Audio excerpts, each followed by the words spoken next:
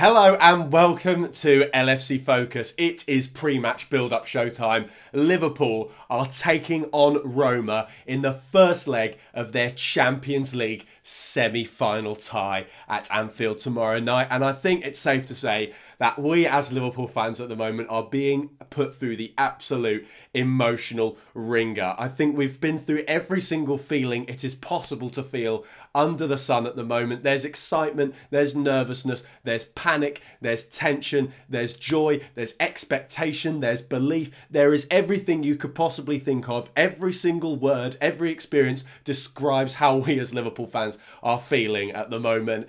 It's just one of them, isn't it? And it's good to be back. It's good to be back. And I can't really say that personally with much way of looking back, because this is the first time since I started watching football that Liverpool have been in a Champions League semi-final. So I'm really looking forward to it. But as we all know, Liverpool fans have been through this before. And boy, do we know how to throw a party for them. I mean, obviously, atmosphere is going to be a huge thing in this tie, not just in this leg, in the second leg as well. And actually, this is the one team that we could have faced that I really would have actually liked the Anfield leg second, just because I think, you know, with Real Madrid or Bayern Munich, a first leg at the Allianz or the Bernabeu, I would have found really difficult. I would have found that daunting. I would have been worried that Liverpool could have been blown away in that first leg, just like what we did to Manchester City. However, with Roma, I'd actually rather play there first, because I think we could get a good result there, and then obviously use our fans to push us through in that second leg. Obviously, it's just one of them where as much as brilliant as it could possibly go, and you know, we've already seen that kind of thing happen with the game against Manchester City in the 3-0 first leg in the quarter-final, it will still only be half-time, and Roma have proved with their own game against Barcelona that they can achieve pretty much any kind of comeback at the Stadio Olimpico. I think it's safe to say. So obviously it's a really weird one going into it. Like I say, we are feeling every possible emotion that we can feel going into this, but I think it's safe to say that the overriding one going into this match is excitement, because this is what you live for as Liverpool fans. It's been said quite a lot over the past few weeks that this is what Liverpool live for. It's not winning trophies. It's certainly not domestic success. It is success on the European stage. That is what Liverpool are going for this season. That is what we are all about. And I, for one, and the rest of you as well, I'm sure, are all absolutely massively excited. So team news going into this game, there isn't really any. To be perfectly honest, though, Jurgen Klopp did his press conference today. He barely mentioned injuries at all. Obviously, no one came off injured in the game against West Brom. There don't seem to be any fresh concerns from training or anything like that. All the usual absentees, Joel Matip, Emre Can and Adam Lallana, still nowhere near fitness. Nathaniel Klein wasn't mentioned as well, so it's unlikely that he'd be available for this game. So, as for the actual lineup, I think we're going to go with Karius in goal, obviously. Then the centre-back pairing, I think Lovren and Van Dijk. Obviously, Lovren had a little bit of an injury complaint when he came off in the game against Bournemouth. He wasn't risked in the game at the weekend against West Brom, understandably.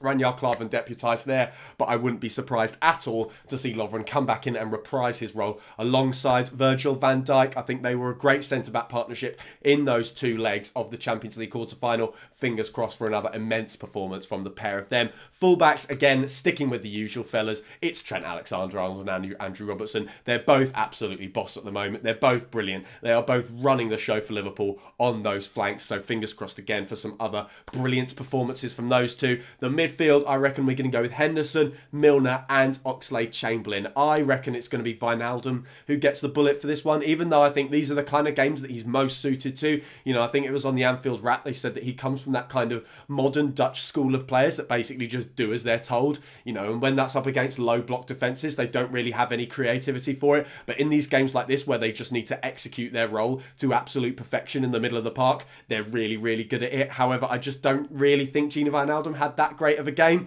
against West Brom, and obviously there's four midfielders who could start this game. One of them's got to get the bullet, and you can make a case for Henderson, Milner and Oxlade-Chamberlain all being perfect for this game as well. I think you want Henderson in that sweeper role. Milner's been absolutely immense in the Champions League games so far this season and gives us some much needed experience in the centre of the park. And then Oxlade-Chamberlain is absolutely fantastic at driving forward and linking up with that brilliant front three that is of course made up of Mo Salah, Roberto Firmino and Sadio Mane. So Roma then, obviously we know know a little bit about them from their game against Barcelona. I went back and watched the highlights to kind of work out what their strengths and weaknesses are. One thing I did notice is that when they do attack, they look to do it quickly, and that's something that Liverpool have got to be very focused with, because obviously when it's at Anfield, Roma will probably be looking to sit back and get their opportunities on the counter-attack. And the thing that they exploit most of all, Roma, is a lack of defensive focus. You know, it was something that encapsulated pretty much all of their goals over those two legs against Barcelona, from the one that Dzeko scored in the first leg, the one Dzeko scored to kick things off in the second leg, the way he won the penalty as well for the second,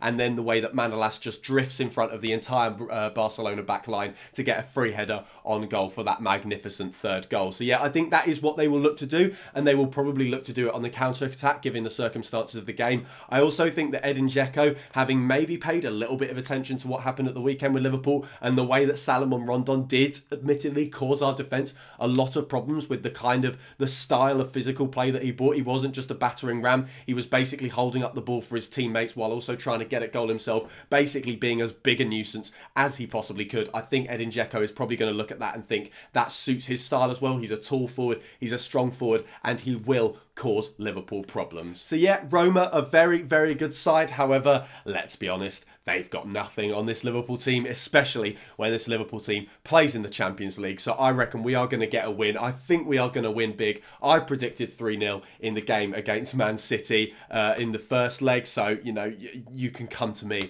if you want to know what's exactly going to happen. For this one, I'm going to stick my neck out and say maybe a 3 or 4-0. I think this Liverpool team is absolutely capable of that. One of the most important things is to obviously avoid Roma getting that away goal. That was crucial to Liverpool's passage through that quarter-final tie, and it could be absolutely immense in this one as well. And I think Liverpool are going to win. I think we're going to do it well. Here are my 3 reasons why I think we will. First of all, it obviously has to be mentioned that this is an Anfield European night. And as we saw in the game against Man City, that just does things to players. You know, I mentioned how Roma will look to exploit a lack of focus from Liverpool, but every single goal that Barcelona scored in that first leg was due to a slight lack of concentration from Roma's defenders. Every time a Barcelona player got in, it was because they just drifted ever so slightly away from their marker. They just got into a threatening position where no defenders had picked them up or anything like that, and that was how Barcelona created their chances. And I think we saw with what happened with the Man City defence that players can get so wrapped up in the atmosphere. And obviously I think Roma will do better than Man City did, because Roma are used to playing in a fantastic atmosphere of their own at the Stadio Olimpico, and obviously the atmospheres in the Serie A are a little bit more vitriolic than what we get in the Premier League on a weekly basis. So I don't think Roma will collapse to that kind of degree, but it is something that Liverpool will absolutely be looking to exploit from the first minute through to the 90th. And second of all, I mentioned how Roma are probably going to look to capitalise on any potential lack of focus from Liverpool's players. But if there's one thing that we really have seen from Liverpool over the past few months since Jurgen Klopp's really started to develop this team and turn them into a force on the continent as well as domestically, it's that this Liverpool side has developed a really, really steely edge to the way that they play. You know, we've seen some really good game management in recent games for Liverpool, not least in those 2 games against Man City, especially the second half, where they basically saw the result out to the absolute perfect scoreline they possibly could have got out of it. And I just think it really feels like this Liverpool team is no longer the kind of typical Liverpool bottlers that is the unfortunate tag that they've kind of become lumbered with over recent years. You know, the contrast between the way we played in the second half against Sevilla earlier on the season and the way we played in the second half against Manchester City not long ago in the Champions League quarterfinals, in very, very similar situations as well, is plain for all to see. And I think it's a little bit irritating, the timing of that West Brom game, because yes, Liverpool didn't exactly show a steely side in that game. They did throw away a very comfortable lead against, let's be honest, inferior opposition, but those kind of results are becoming so much more irregular. You can no longer look at a result like that, as much as lazy journalists and fans of other clubs will. They'll say it's typical Liverpool throwing a lead away. That is not what Liverpool do anymore. Liverpool are so much better at seeing games out and getting the results that they plan to get, and I think that will be huge for us today, especially if we look to exploit any potential weaknesses in the Roma defence. And finally, on the subject of having a bit of steel and keeping cool when when the pressure's on. There is no cooler man in the house when the pressure is on for Liverpool Football Club